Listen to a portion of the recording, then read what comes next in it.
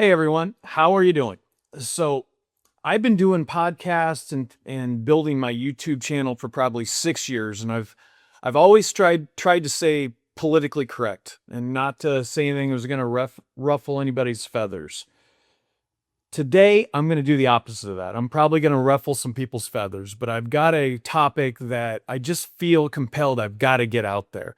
So, one of the topics that I get questions on, probably more than any other question, is what are my thoughts on a company that somebody might be going to work for? And they're normally captive companies, Baker's Life, Symmetry, Family First. There's a lot of them, but big names that recruit a lot of agents. And I constantly have agents saying, good or bad, what do you think? And so today I'm going to give my honest opinion. And I know that I'm going to probably make some people mad while I do that. And it's just kind of the price I guess I got to pay. I know that there are people that are working for these companies or companies like those, and they love it. And don't fix what's not broke. If that's for you, great. But I also know that there are hundreds or thousands of agents that are looking to make a change, or they're just getting into business right now and every day. And they're looking at these options. And there are some secrets, there are some things that I think they need to know about before they make that decision. So, again, if you're happy, that's fine. And I think that I'll start with the good things about these captive type companies. Number one, they are like most cults, and they are cults to some degree. They are great at culture, especially if you're a newer person into this business. It's a great feeling to know that you can talk to people every single day that are doing the same thing that you're going to be doing. You're kind of going to battle together. You can learn off each other. That osmosis, it's really, really important for a newer person. Most of these companies have incentive trips. They've got incentive bonuses and packages all the time. There's more rah-rah than you could possibly take from these captive companies. And again, I'm not knocking that. That's a great thing. I'll talk about it a little bit later, but I started off going to work for a captive company. So this isn't a rant about don't go to work for a captive company. But I'm trying to expose the bad sides, and there definitely are some bad sides. If you're somebody that you think that you want to go down the path of being a manager or slash recruiter, then they can be great opportunities for you. For those people working with somebody that's already got structure in place, it can be a really good opportunity for you. But if your vision is that you want to be a salesman and you want to sell insurance, these places can also be a mousetrap. And I don't know any other better word for that. But I want to tell you what those traps look like. To me, I guess there's probably three things that I think are probably the three pitfalls that most agents, as they sign up to go work with these companies, don't know about. The first, and by far, in my opinion, the most important, is normally if you go to work for one of these captive companies, you do not own your book of business.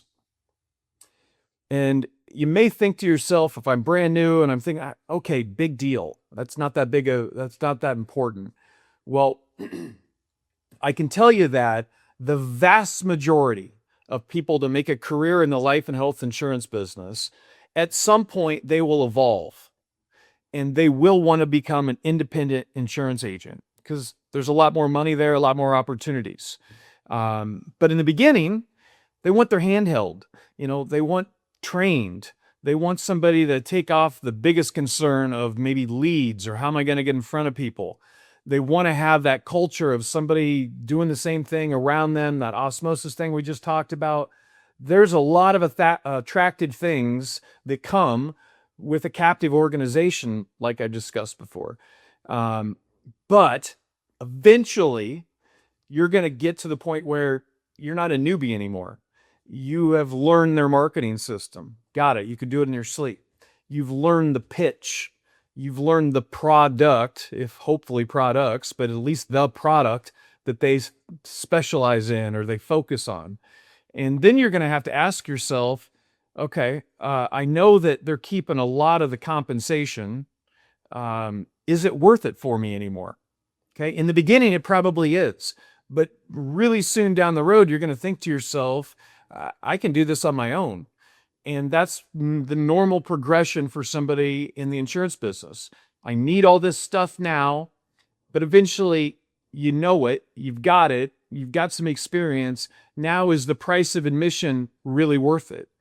And so, do you own your book of business? It's really important, because here's normally what happens.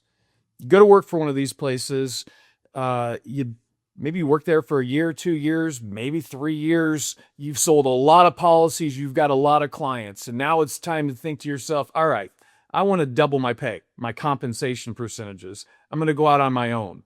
Well, almost always you don't own your book of business. And they're going to immediately say, when you try to leave there, they're going to tell you, hey, here's the contract you signed on day number 1 that says that you can never, maybe not never, but at least for the next 2 years, if not forever, you can no longer ever call all of those prospects, customers, and clients that you've made over the duration that you've been there.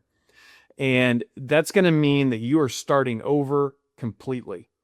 And so I think that's one big mousetrap that you have to look out for, that it probably won't get discussed in the interview or in the beginning stages when you're vetting this company. Number 2, these companies really flirt with really just being a network marketing organization. And so what do I mean by that? Well, most of them are going to give you some training. It might be a day, it might be a couple days, but they're going to teach you how their systems work, the products that they sell. Here's the script. And what a lot of them are going to say is make a list. Make a list of everybody in your circle, all your friends, all your family, all your contacts.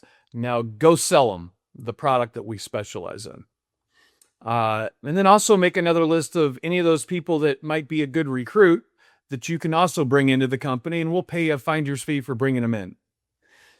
Then people do that. They make the list. They go sell the products to the people that they know. And then after that, a lot of times it's, okay, good luck. Go get them, Tiger. Figure it out yourself from now. And then normally what happens is those people, if there was no lead system at all, and it really is go get them, Tiger, they fail out at a rate of about 90%. And the company, they're fine with that. Their business model, it's not really insurance. Their business model is recruiting. They know that 80 to 90% of the people that they hire and bring above board aren't going to be with them in 6 months or definitely inside of a year. So now they got inside to your circle, sold everybody they could, recruited anybody they could. Now you're gone. They keep the residuals. Don't ever call those people again. Can't call your mom ever again. You might get an exemption for that one. But that's a network marketing organization. It's just when they know that 80 or 90% of the people are going to fail out, that just turns them into a recruitment company, not an insurance company. And I'll just ask you this. If you were going to go work for any other industry in the world and you did some due diligence and you checked out a company and you found out that the fail rate is 80 to 90%, would you ever go work for them? I'm going to guess most likely you would not. But that's number 2. So book a business, and then just be aware, that you're really in a recruiting mill most times. Again, little caveat, like I said a little bit ago, if you find yourself as somebody that's going to recruit, or somebody that, wants to be in management, those people can make a lot of money. The other little trick here, that makes this even harder is that there's always that 10% that they've been with the company for 2 or 3 years and they're making hundreds of thousands of dollars. And most of those companies are going to make those people very visual to you. You're going to hear them speak about how great the company is, how great they're doing, how much money they're making. It's their poster child for recruitment.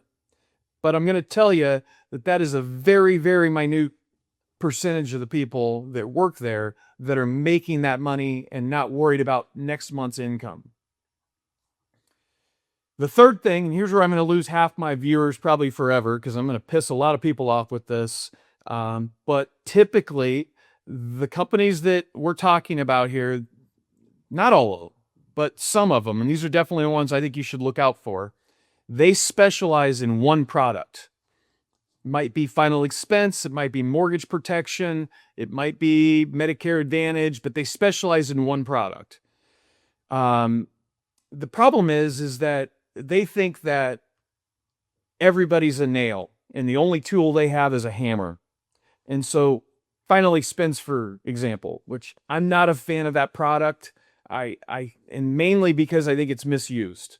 Again, these people will get on the phone all day long trying to sell final expense or knock on doors, and they think that everybody is a suitable prospect for that.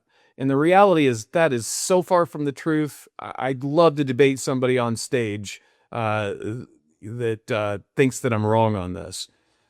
Now, final expense, just because I use that as an example, it can be a great product for certain people. It's a great product for people with low income. They don't have much money and they just want to have something in place to cover their final expenses, so it's not a burden for their kids. All right, great. It's a perfect product for them. You're going to run into people that have bad health and they couldn't qualify for a bigger life insurance policy. Might be an answer for those people too. So there is a pool of people that this product is great for, but it's not for most people. And unfortunately, there's companies out there that they've just got people trying to sell that to everybody that has a phone number. And so I hate that.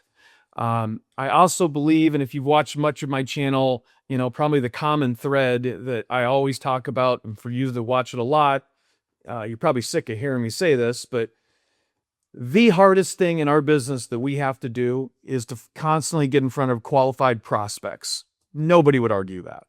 Well, if that's the case, then the eventual evolution that an agent should get to is being able to sell multiple products, not pigeonholed into this is the one thing that we sell as a company. Your life will get so much easier and so much more profitable when you really become a full service insurance agent. So those are the three big problems I have with these companies. And I get it. This is probably the most direct and kind of negative video I probably have ever put out. But I know that there are hundreds or thousands of people every day that are thinking about going to work for these companies. And again, it's the right fit. It's the right fit for some people. I started a captive company. So I'm definitely not bashing captive companies. Fortunately, the company I went to work for, they sold all products. We sold Medicare, final expense, life insurance, long-term care, annuities. They really taught us how to do a fact finder and sales process. And I was fine with giving up half of my compensation for about a year and a half so I could learn the business. They taught me marketing systems. It was a really good thing for me. And I think it can be a really great opportunity and a really good stepping stone or way into the business for most people. But you have to be aware that this company that you're talking about starting your career with, or even if you're just switching companies but you're early into your career, you have to be aware that it's just a stepping stone. At some point, you are probably going to want to evolve to becoming an independent insurance agent where you can sell everything, where you get all the comp. The company that you're going to work for, they probably have taught you everything they have to teach you inside the first few days. And so you're going to outgrow it. So thinking long-term and making sure that you're going to work for a company that doesn't wreck you long-term is super important. It might be the most important question you ever ask yourself in your entire career. Here's the biggest thing I want you to keep in mind as you're talking and interviewing with these companies. And that is that you are the prize, not them. Okay?